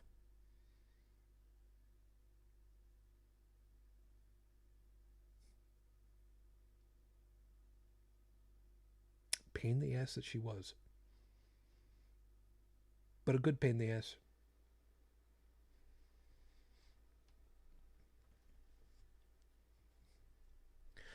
Felix is saying, I didn't know her but from the show, but I do miss her as well. Yeah. Yeah, and we got something on top of that together, don't we? There is a thing behind the scenes as far as that's concerned, and no, we're not going to go into it. And if you don't know, it's perfectly understandable. Don't sweat it.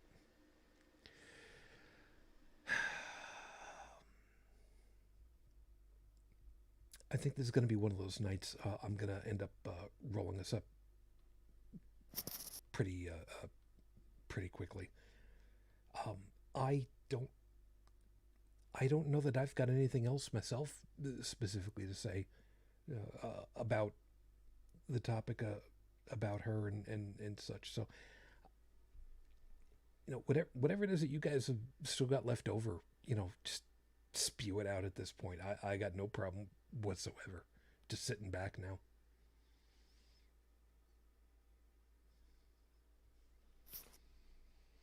Yeah, I don't know what more to add to that.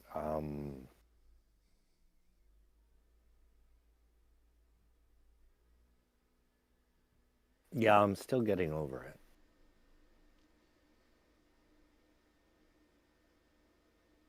Everybody mourns differently. Like when somebody that's close to me dies, I relive happy memories with other people around me. who knew that person. Now, in my family, um, my close family and my close friends, that's not an issue. But when extended family gets together, they don't like me because I'm not all sad and weepy eyed and crying about how I'll never see them again and all that. And I just don't do that. That's just not me. Yeah, me neither.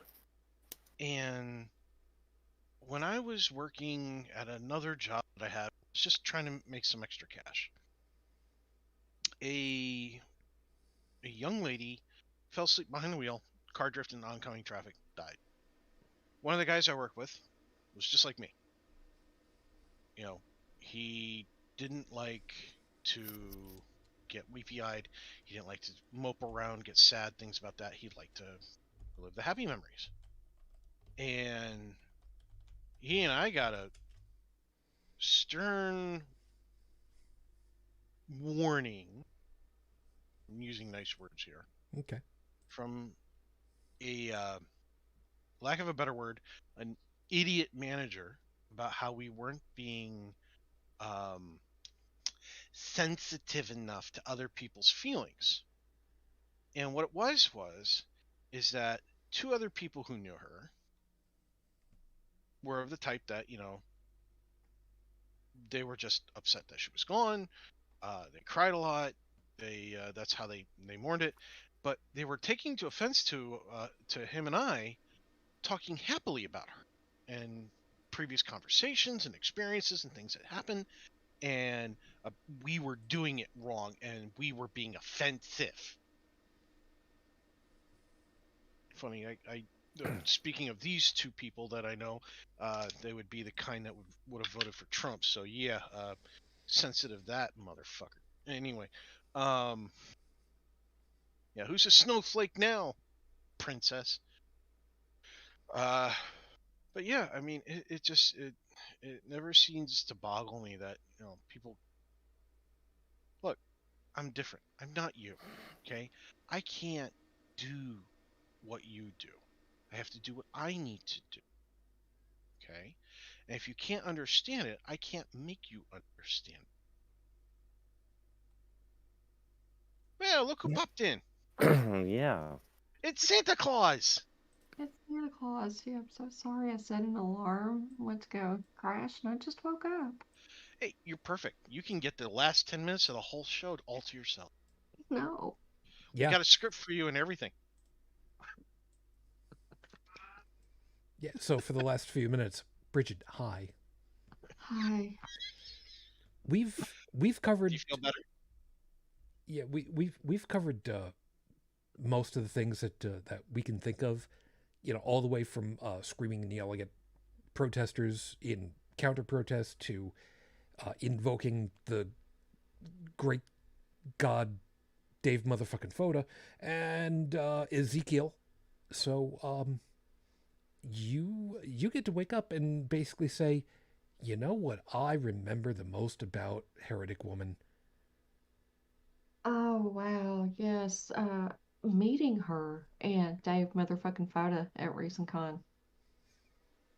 And a bunch of their friends we were broke at the time. A bunch of her friends had thrown money at me to make sure I got there. It was awesome. And when I went to go see Arno and Sammy a couple of years ago, they bequeathed to me the blue water bottle that came from Pride, and We talked about that. yeah, and a T-shirt that said, please be sure to neuter your tribbles. We didn't talk about that. What, the T-shirt? Didn't even remember about that. Yeah.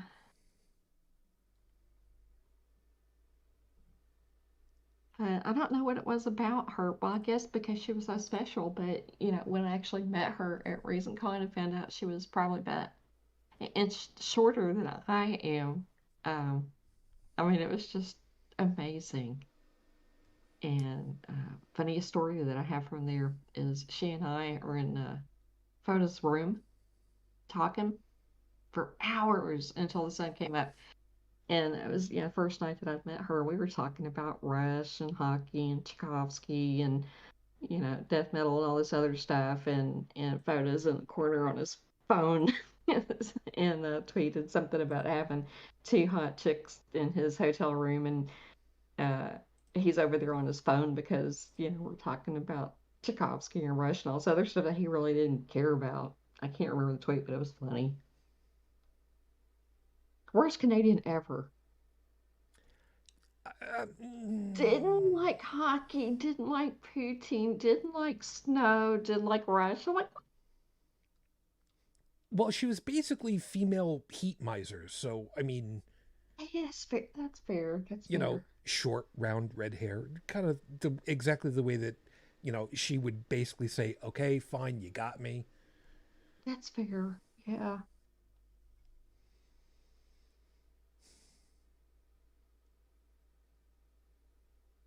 But she was good people, wasn't she? Oh, she was, and I miss her so much. And she's one of the first people that I see every morning when I wake up. Got a picture of her on my dresser mirror with the colander on her head.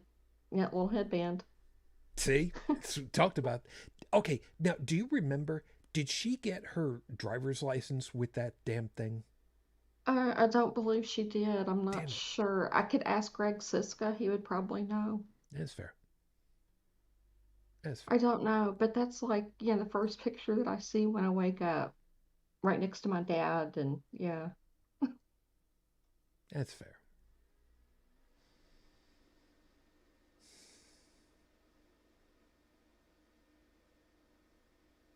I said earlier that this show would not have worked without her. Mm-mm.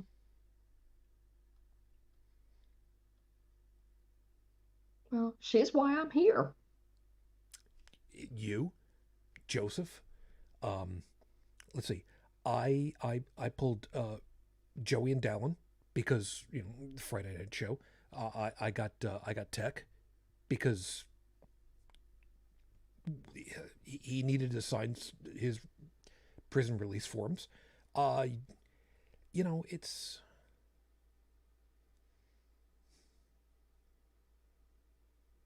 we've been exceedingly lucky that that we got the chance to spend part of this existence with her.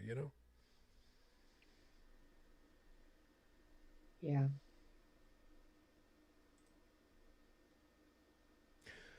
We've only got a couple more minutes until the top of the hour. So yeah, since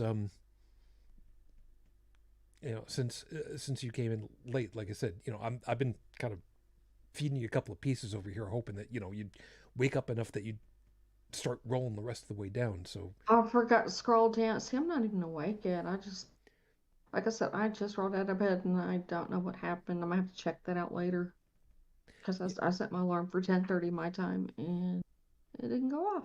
that's just the way that. Oh yeah, Stephanie's by the way saying, "Hey Bridget, I overslept too, hon." Yeah, you were fashionably late. Bridget is just a no call no show. Embarrassment. She's just no call no show now. That's I what it is. know. I know. See, the worst My part about it is that apologies. she's so tired now that when we get done over here and she finally says, "Okay, I'm gonna go sleep now," night, she's gonna be tossing and turning for the next 2 hours trying to get to sleep, and it's not gonna You're happen. not wrong. You're not wrong.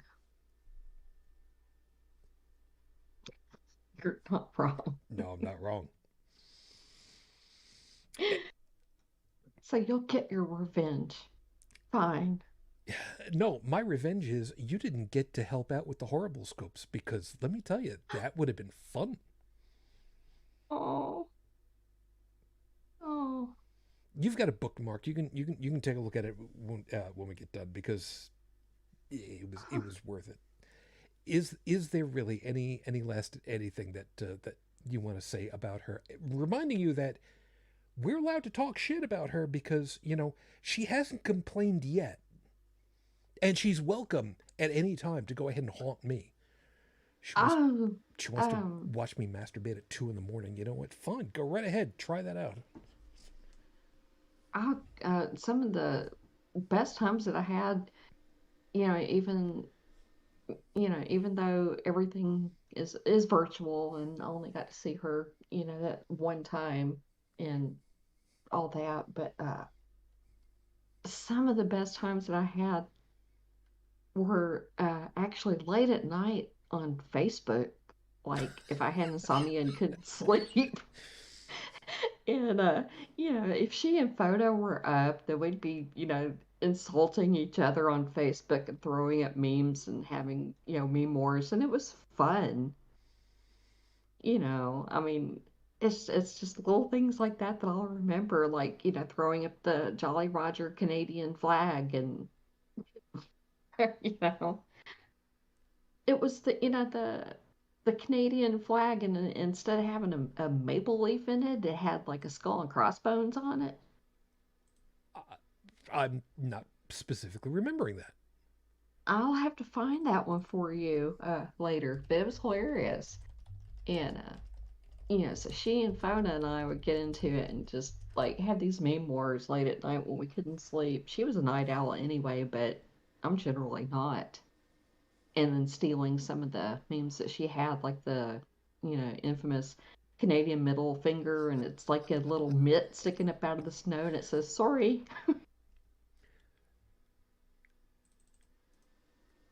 I think I might have found it. Is this the one?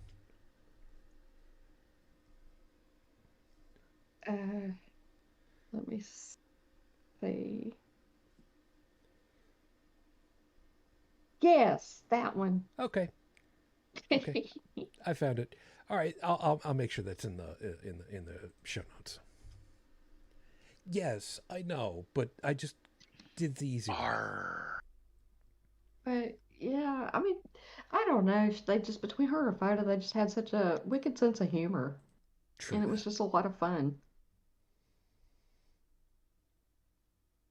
We were, by the way, we were trying to figure out earlier if there are any video of her counter protesting against the protesters because they fucking started it, and we were trying to think about who might have video of her. Dave motherfucking photo came up. Arno kind of came up as Yeah. possibles, but I said if anybody's got him, it's going to be Susie and Ms. Ashley. I'm wondering, off the Uh, top of your head, do you know that anybody's got video of her?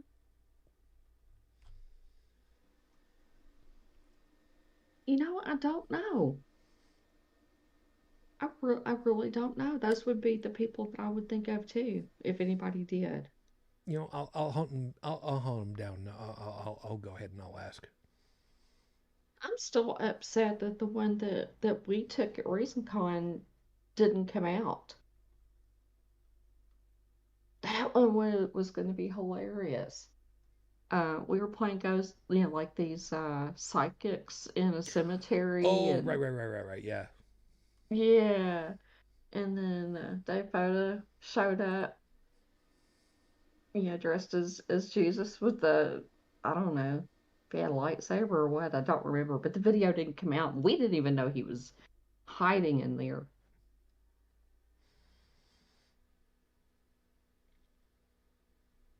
But, I wanted video of that so badly, it just didn't come out.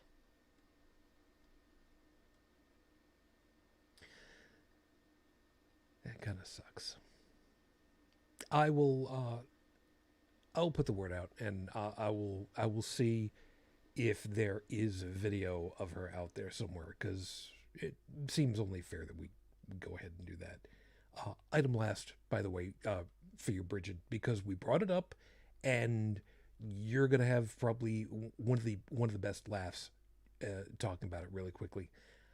I mentioned how she had a minimum of 3 dozen tabs open on Chrome at any one time, and it was only one out of usually 3 or 4 browsers open simultaneously.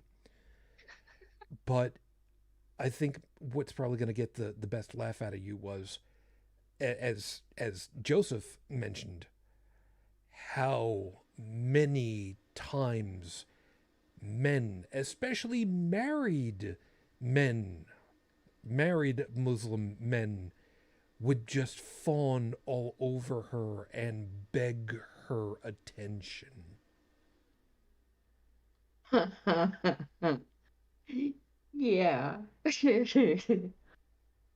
Yeah, there was one time that Mia said that she needed to come over and live with him or something like that, and um, yeah, it would only cost, I forget what the figure was, like $2,300 for a plane ticket or something ludicrous like that, and she was like, for one, you're not my type, I'm not interested. In two, I could go spend a few dollars on some batteries and get more satisfaction out of that. And I was like, That sounds vaguely familiar. And even if it wasn't familiar, that sounds exactly her style. I And if can't and remember if I'm not verbatim, but I was like, oh my God, that hurt. and if I'm not mistaken, I think that I would have gone ahead and made some kind of mention to, so what, double A, triple A, big D, because of course D size battery at that point. Yeah, she Because didn't you know that specify battery type, but she was implying she had toys that she could repair for cheaper than, and that would do a lot better job. yeah. Folks, that was a dick joke, just so that everybody understands where we're going on that one. That Yeah, was a dick joke. yeah, we You're get welcome. I exaggeration for the sake of emphasis. Leave me alone. You missed out on the whole night. You don't get to go ahead and tell me and give me sass, young lady. I Yeah, she's did, all and I'm over me. sad that Alan isn't here because one of the I can't even repeat it. Never mind. All right. It was one of those things that happened after show. All right. All right. We'll figure it out. There any last thing for anything last over that we need to hit before I go ahead and close this out? No, just my obligatory fuck you to Marjorie Three Names Trader Green this week for being a dumbass and saying that 600,000 people die from cancer every year, and we don't close the schools over that. Yeah, well, And you're I'm like, if it was airborne, we would. Yeah, you know what? If it was airborne, they'd still call it fake news because they're. yeah.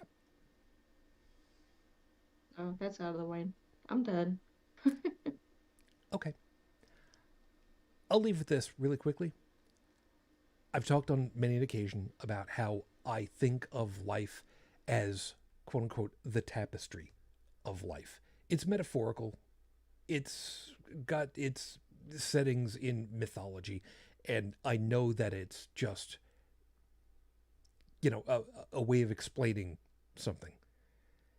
The idea is that every person is a skein in the tapestry that is life, and as with all of the skeins in a tapestry, the skeins can't see what the tapestry looks like from inside. It simply is the way that it is because it's the way that it is.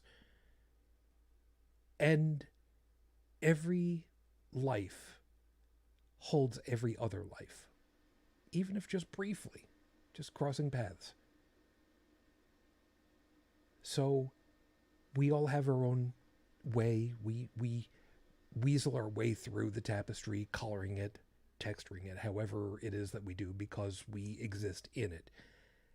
And like I said, I know that it's just metaphor for life.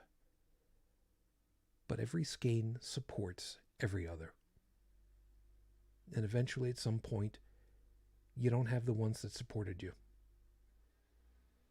I, for one, am proud that I was lucky enough to have that support and that drive early on with all this. I've learned a lot. Thank you, you tiny red-headed bitch. And before anybody gives me any kind of grief whatsoever, I'm pretty sure everybody on this panel right now would go ahead and agree with me. She would be laughing, and she would simply answer, you know what? Fuck you too, you bastard.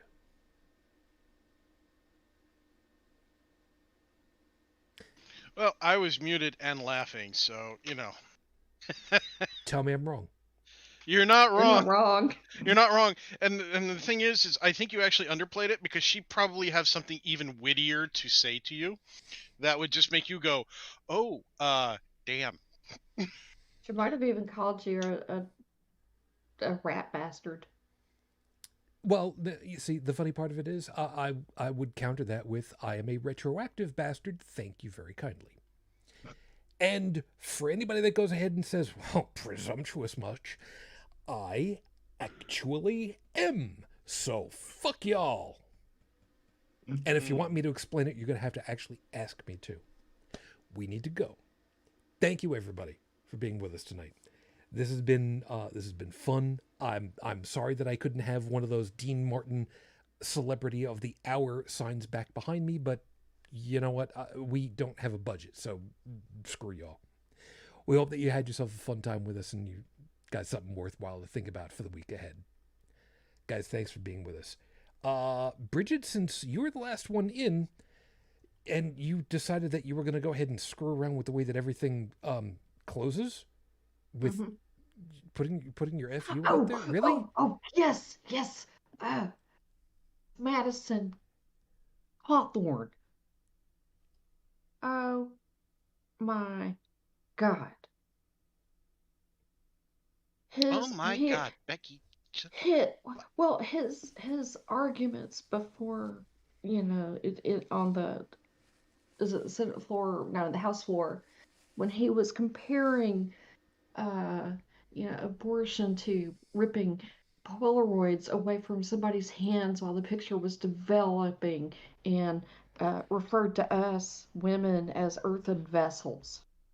Oh, You, them. oh, Handmaid's Tale is that shit. Fuck you, buddy. I am not some fucking earthen vessel. And neither are 51% of the population. Thank you very much. It's a good way of putting it. Joseph, you have a good morning. Enjoy hopefully enjoy the rest of the weekend, and you take care of yourself, huh? Yeah. Well, tomorrow I'm off to the Canadian Embassy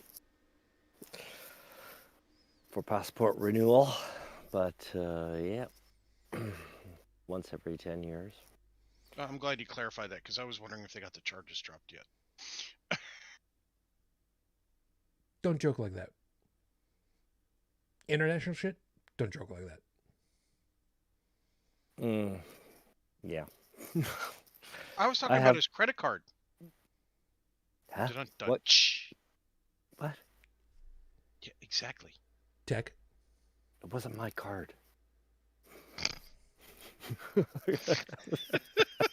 He's laughing. I'm Leave it. not laughing. Not you, him. I'm He's not laughing. You know what? If only you knew my credit situation. Fair enough. Glad you're able to make it. You take care of yourself, huh? Good luck. Yeah, you too, all you guys. Tech, what could I possibly say to you that Heretic Woman wouldn't have already said to me? Thanks, I guess. You're a nice and inspirational person. No, she would have said that.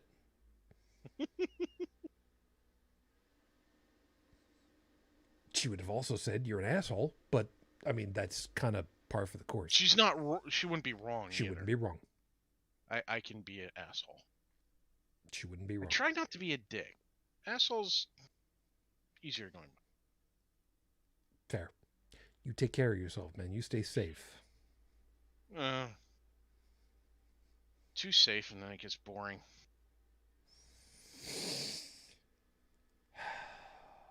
Just remember, 2 wrongs don't make a right. But 3 lefts do. 3 rights make a left. Appreciate that. Over in the live chat, guys, thank you. Phyllis, Stephanie, and Chris. I don't know if you're still there, but even if you aren't, I'm just glad to have you. You take care of yourselves. Thanks for being with us. So So long, farewell, avidas and goodbye. Do svidanya. I don't speak Greek, so, whatever. No, do svidanya was Russian. It's all Greek to me. I don't care. Really? Really? Dude, Piscataway, New Jersey. You didn't see that one coming. Really? As always, if you'd like to be in touch with us, all of our contact information is over at holycrapthevlogcast.com, including the audio version download for your RSS feed for the podcast itself. If you'd like to leave a voicemail message, phone number over there is 859-HCTV-554, 859-4288-554. Thank you for being with us. I did warn you it was going to be a little blue tonight. I think we qualified. Still, just remember, we're here. We're going to keep being here. And if you need somebody because, well, you've got one of these losses too, just pop over into the Discord channel. Just send out a general @here and let us know that you need somebody to talk to or to listen. We'll be here for you. So until the next time we get together, everyone, as always, I wish you the peace I no longer have. I wish you the strength that I've learned. I wish you well. My lady, a decade and a half plus, I'm still in love. Matane Fujin, I love you. I miss you. Dream of me. Till the next time we get together, everyone, as always, good night.